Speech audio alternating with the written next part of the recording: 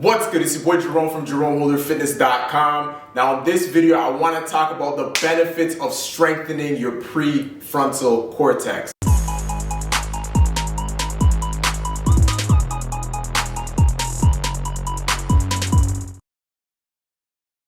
Alright, let's get into the video. So your prefrontal cortex is an area in your brain that is super important if you want to make long-lasting change. Now, you're probably thinking, yo, man, Jerome, aren't you a trainer? Talk to me about dumbbells and jumping jacks and fruits and vegetables. Listen, when it comes to fitness, the most important thing is your mind, all right? With any transformation, your mind is important. The Bible tells us, do not be conformed by the ways of this world, but be transformed by the renewing of your mind. So in order to make a transformation, essentially, you need to renew your mind, all right? And there's parts of your brain that we can actually distinctively look at that will contribute in your results during that renewing process. So these are some of the benefits of strengthening your prefrontal cortex. One of them is focused attention. When you have a weak prefrontal cortex, your mind is all over the place.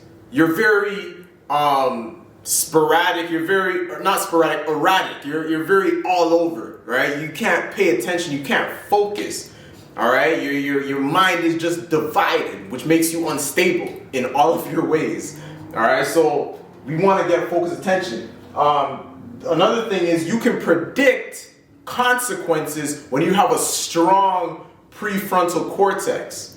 All right, what do I mean by predicting consequences? So a lot of times we think that, people say the old adage is you gotta live with your decisions.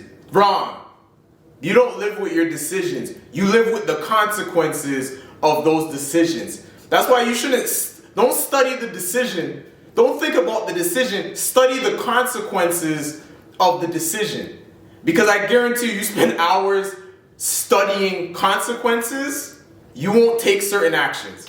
Whether it's, you're feeling like eating some Oreos and you're thinking, oh, it won't hurt, it's just a box of Oreos. Study the consequences.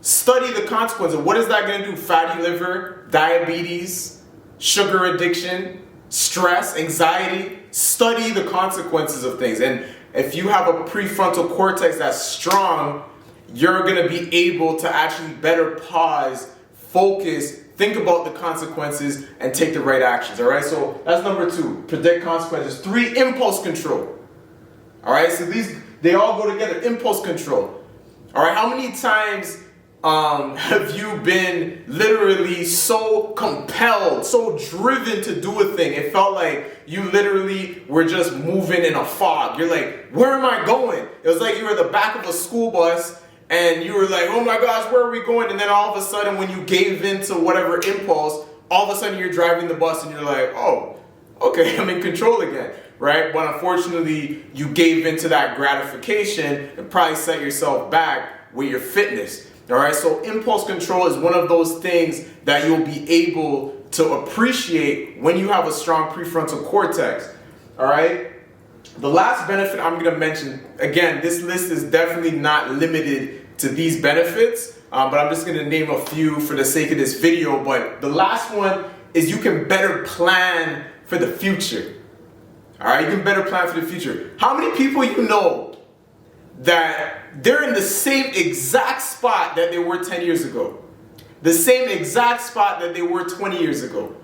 The same exact spot that they were 4 decades ago. How many people you know like that? There are plenty of 60-year-olds still going to the bars.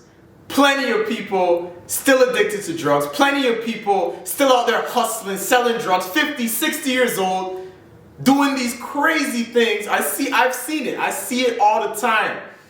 All right? You can't plan for the future when you have a weak prefrontal cortex.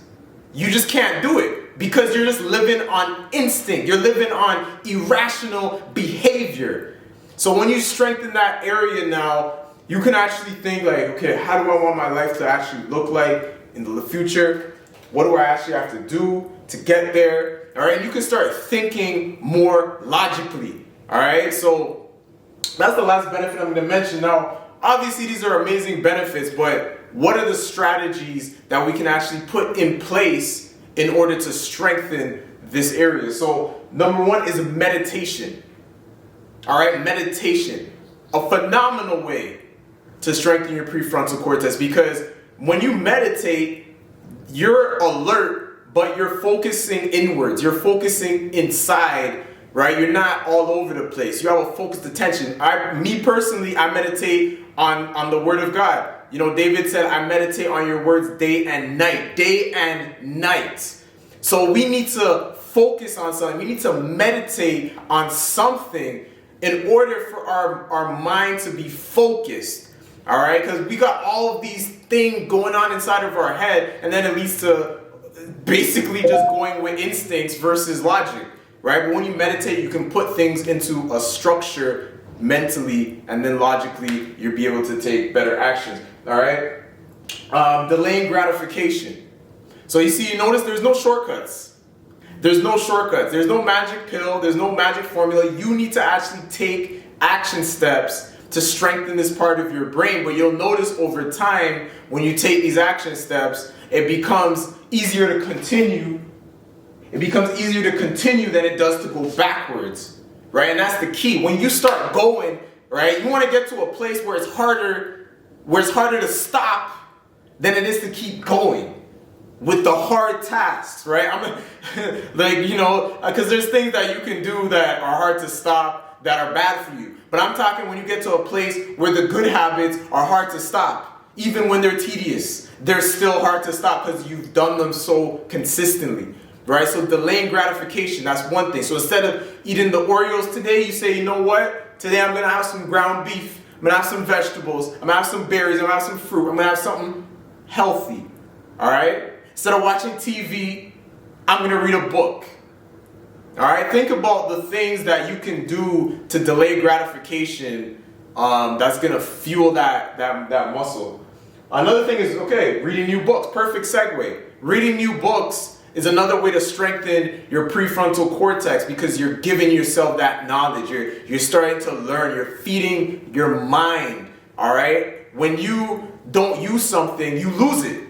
Right? So the prefrontal cortex, it has a lot to do with logic and action and planning and imagination and creativity. But if you're not reading, if your brain isn't really being utilized, right, your prefrontal cortex is going to be weak. So if you want a stronger prefrontal cortex, reading new books, all right?